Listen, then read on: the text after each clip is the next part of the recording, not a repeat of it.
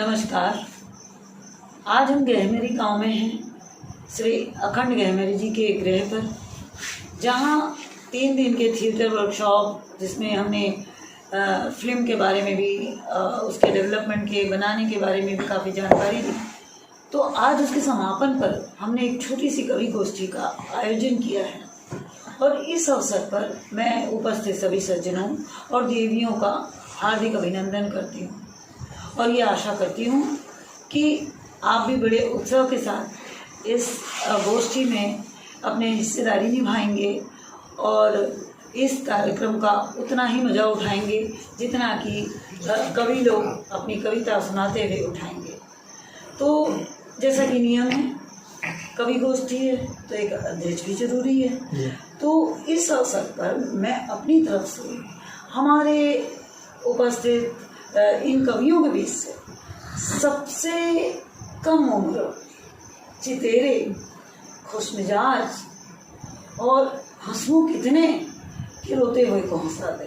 पहचान तो आप गए होंगे। तो मैं चाहती हूँ कि श्री किशोर श्रीवास्तव जी इस कवि गोष्ठी की अध्यक्षता निभाएं। जी शुक्रिया। समर्थन करता हूँ।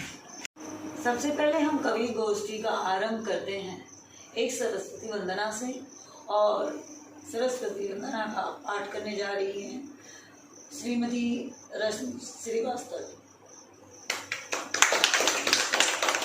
मैं बुलाने जा रही हूँ श्री इब्राहिम अलवी जी को कि वो आगे अपने तरन्नुम से हमें गुलजार करें। आदरणीय अध्यक्ष महोदय गहमेरी जी और आप सभी दोस्तों को मैं इब्राहिम अलवी उर्फ गोविंद प्रणाम करता हूँ। मित्रों, मैं निर्जीव चीज़ जिनके ज़ुबान नहीं होती है उन पर लिखता हूँ, वही एक कविता आपके समक्ष पेश कर रहा हूँ। स्वागत है, नया विषय है एकदम। प्याज, नींबू, टमाटर, ये हमारी रोज़मर्रा की खाने की चीज़ें हैं।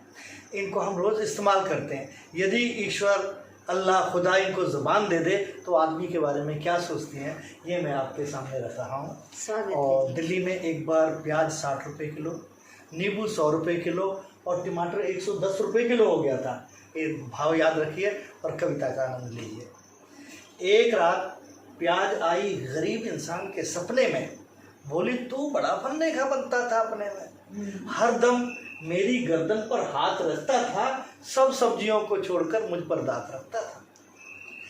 साग में, सब्जी में, दाल में तूने मुझको ही काटा हर हाल में, और हमेशा मेरे कटे जख्मों पे नमक छिड़का, कभी तो उड़ेल दिया मुझ पे पूरे का पूरा सिरका। कई प्रहार किए अपने क्रूर हाथों से, कई बार जोर से मुक्का मारा, कभी काट लिया दांतों से। और क्या बताऊं तेरी करतूतें, क्या बताऊं इंसान की करतूतें,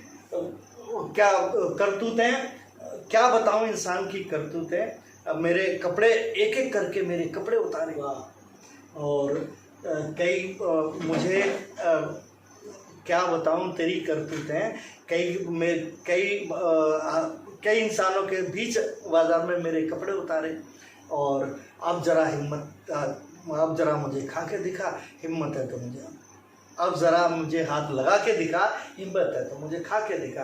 तो हड़बड़ा कर नींद से जाग उठा इंसान, पत्नी से बोला सुनती हो भगवान, सुबह हम प्याज से रोटी खाएंगे।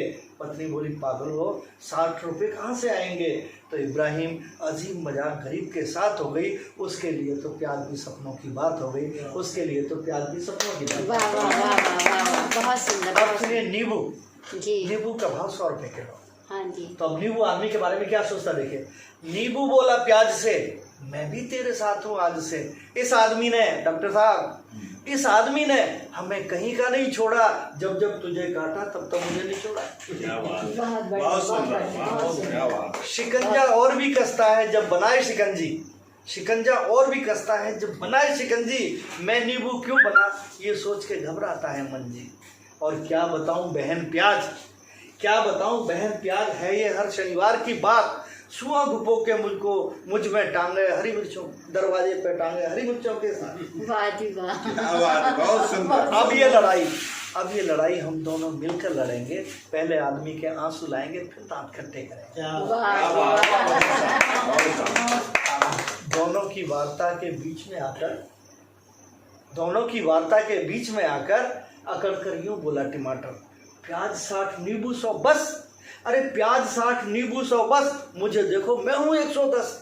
आदमी मेरी जिंदगी से भी बड़ा खिला है, उसने हर सब्जी में मुझको पेला है। बाजार में जब देखता हूँ आदमी का बुरा हाल, तो मारे खुशी के हो जाता हूँ और भी लाल। मारे खुशी के हो जाता हूँ और भी लाल।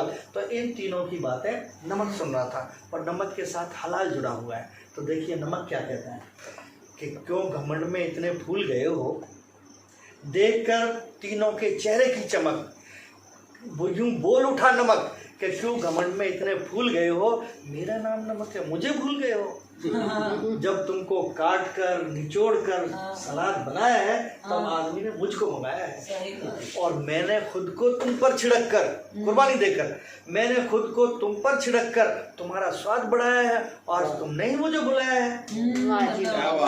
इस अपमान का बदला लिया जाएगा, मेरे बिना तुम्हें ठुकरा दिया जाएगा। बहुत बढ़िया। तो इतना सुनकर तीनों के होश उड़ गए, नमक के सामने उनके हाथ जुड़ गए। बोले हमें माफ कर दो नमक भैया, बोले हमें माफ कर दो नमक भैया, आपके बिना फीकी हमारी चमक भैया। नमक बोला जाओ माफ किया, नमक बोला जाओ माफ किया। इब्राहिम को याद करो जिसने हमें शब्द दिए, उसका धन्यवाद करो। बहुत बहुत धन्यवाद इब्राहिम। मित्रों